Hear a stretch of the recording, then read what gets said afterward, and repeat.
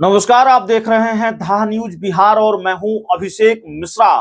देखिए, पूर्व केंद्रीय मंत्री और चिराग पासवान के चाचा पशुपति पारस को लेकर खबर है। पशुपति पारस को बड़ा झटका चिराग पासवान ने फिर दिया है और ये शायद 2024 में चिराग पासवान की तरफ से दिया जाने वाला सबसे बड़ा झटका पशुपति पारस को है। हालांकि एक झटका उनको लग चुका है और वो भी बड़ा झटका ही था जब पशुपति पारस के हाथों से सारी सीटें चली गईं। भारतीय जनता पार्टी ने एक भी सीट उनको नहीं दी, उल्टे हाजीपुर की सीट भी चिराग पासवान को दे दी। तो विरासत की जंग में पशुपति पारस भतीजे से हार गए। सहमात के खेल में भतीजे ने चाचा पशुपति पारस को मात दे दी। लेकिन अब हम किस बड़े झटके की बात कर रहे हैं? दरअसल पशुपति पारस के लिए यह सबसे बड़ा झटका है। खबर आ रही है कि पशुपति पारस को अब अपनी पार्टी का दफ्तर खाली करना पड़ेगा।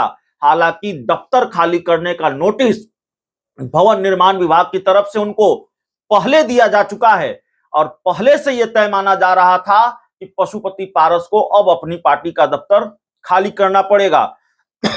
लेकिन बड़ी खबर यह है कि अब वो पार्टी दफ्तर जो होगा, पशुपति पारस अब तक जिस बंगले से अपनी पार्टी का दफ्तर चला रहे थे या जिस दफ्तर से काम कर रहे थे, जो रालोजपा का दफ्तर था, अब वो लोजपा रामविलास का दफ्तर हो जाएगा।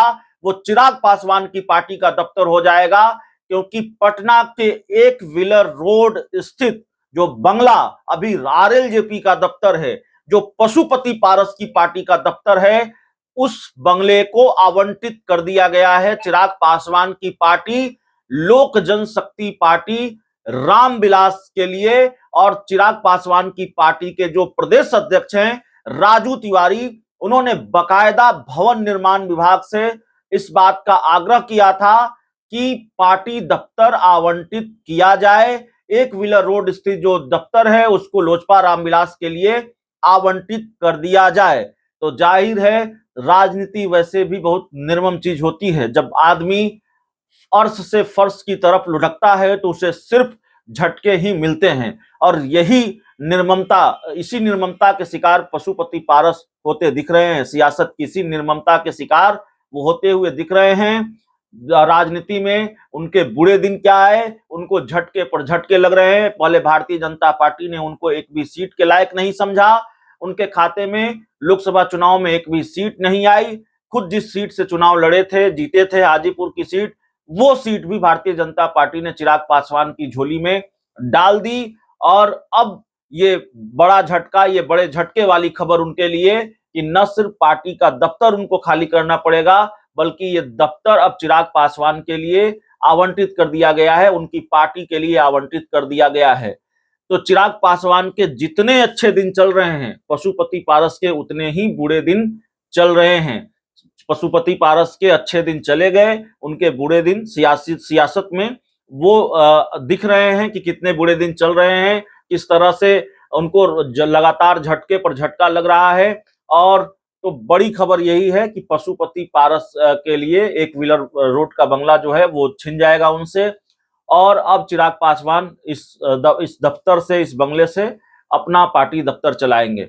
चिराग पासवान और उनकी पार्टी का यह दफ्तर हुआ करता था, लोजपा एक थी, पशुपति पारस भी इसी में बैठा करते थे, चिराग पासवान भी इसी में बैठा करते थे और लोजपा का यह दफ्तर हुआ करता था। पिछले कई सालों से यह लोजपा का दफ्तर है।